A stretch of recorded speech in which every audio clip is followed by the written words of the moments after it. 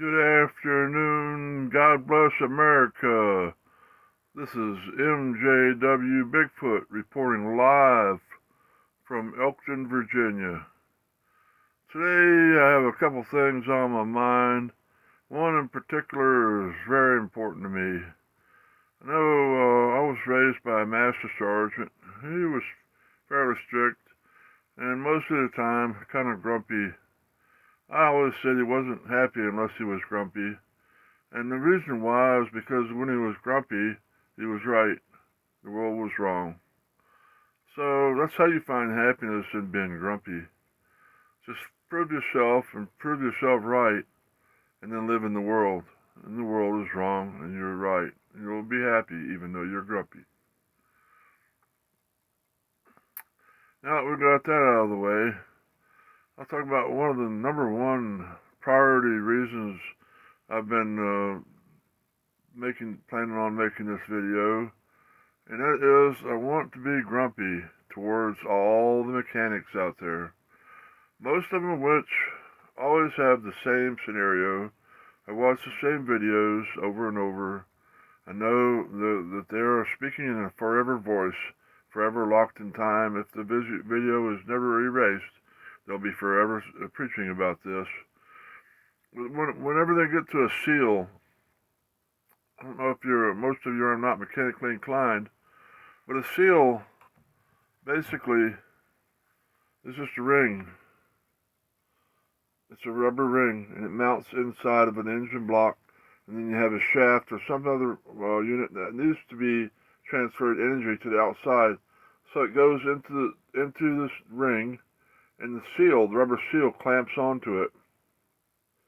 Therefore, power can be used inside or outside beyond this metal spacer, typically turning, spinning. And you see them, they'll take it apart. Most of the time, they will tell you, this is right, that this ring is comprised of a bearing. There's a bearing, and then there's a seal that presses in there, a round seal that presses against the bearing, and it's got a little rubber lip on it. It rides on the bearing surface. If it's coming from the one side, doesn't matter one way or the other. Rubber is on the bearing surface, and then the bearing usually has its own race inside the engine. It could be a little farther up, anywhere. It could be several of them on the shaft itself, which have bearings. And these are little roller bearings, typically little balls or rods, and they hold the shaft spinning. And they have what you call run out.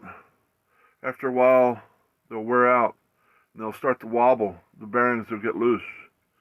And as long as you're replacing it within specs, the bearings will still be good for a rebuild. You don't have to always replace them brand new. It's a good idea to replace them brand new, and the reason why I'll explain in a minute.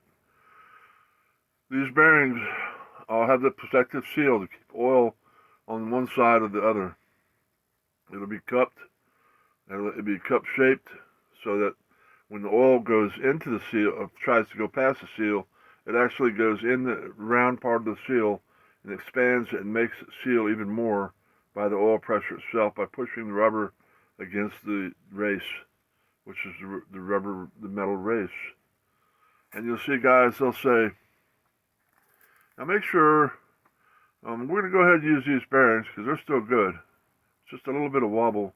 But make sure you clean this off real well. They all do the same thing. They keep saying, shine it, make sure it doesn't have any blemishes or burrs in it. So when you put your new seal on, it won't eat up your new seal. They show you how to pop the old seal out and put the new seal in to the ring, so that when you put it together, it's riding on a brand new shiny surface. And they keep telling you, if you don't do that, what'll happen is it'll eat that seal up. And what they're worrying about is relevant to me because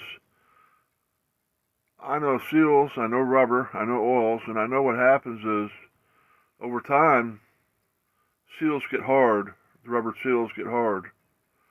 If this shaft has got brand new bearings on it, this rubber ring will turn hard and it'll stay in one place, and it'll do a really good job of protecting the oil from leaking past it. Okay?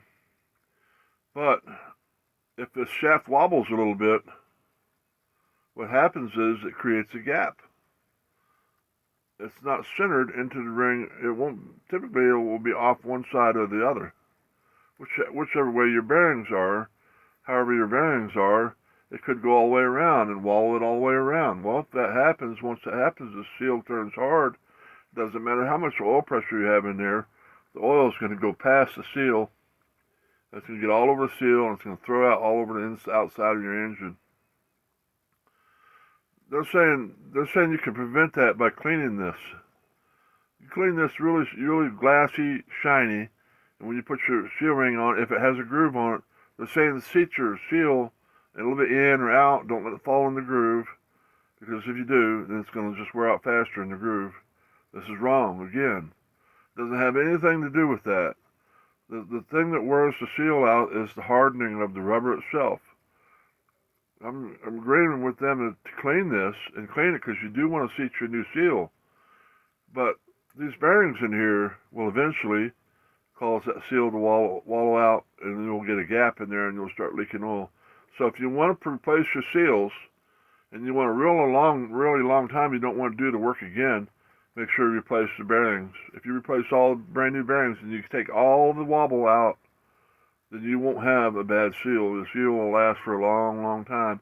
But if you use the same bearings again, even if they look good, there's a little bit of wear on them, and it starts to wobble, well, within a couple of years, your seals will turn hard from the hot and cold conditions over and over, and you'll get a little bit of a wobble, and you'll start leaking oil.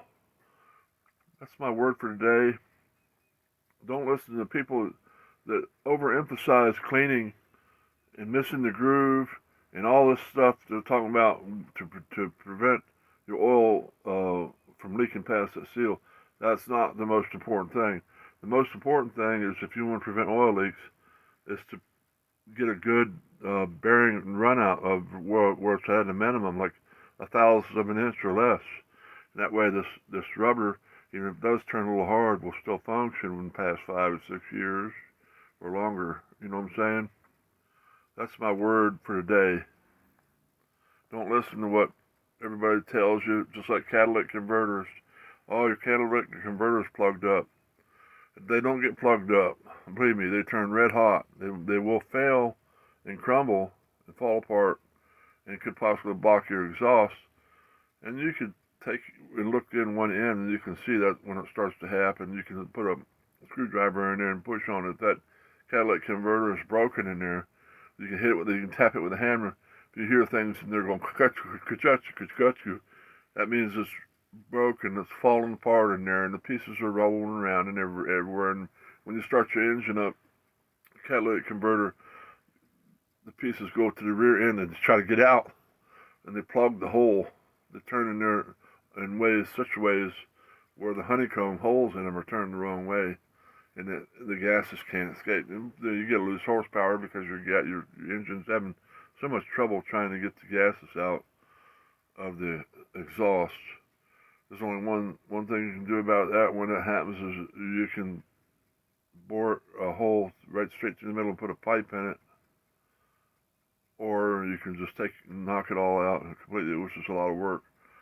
Cut the catalytic converter in half, remove the insides, and put a new piece in it, or buy a whole new catalytic converter. I've done all of those things, and I think the best route is to cut it in half and pull it out. The easiest, quickest way is to cut it out, pull it out, build a metal bracket to hold the remaining piece, and slide it back in there so that when you start your car, it's nothing loose in there, nothing rattling, and you still have that big remaining piece to keep emissions out of the air until it starts to break apart and fall apart. Then you might have to do something else to hold the pieces together. Whatever you do, just keep in mind that does get red hot, and so your steel in there has to be